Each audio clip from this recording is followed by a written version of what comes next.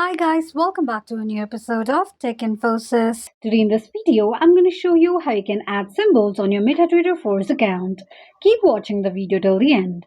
To add symbols on your MetaTrader 4's account, firstly go ahead and launch open your MetaTrader 4 application on your device. The home page of MetaTrader 4 application will be displayed on the screen. From the home page, tap on pen icon at the top right corner of the page and click on plus icon at the top right corner of the screen. Enter the symbol that you want and the search results will be displayed on the screen.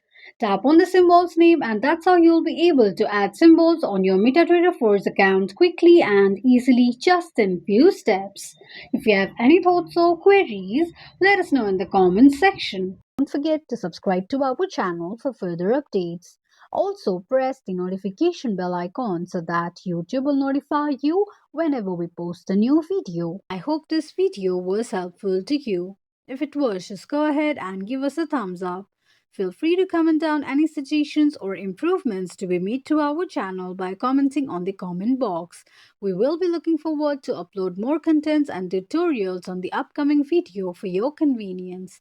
Thank you so much for watching.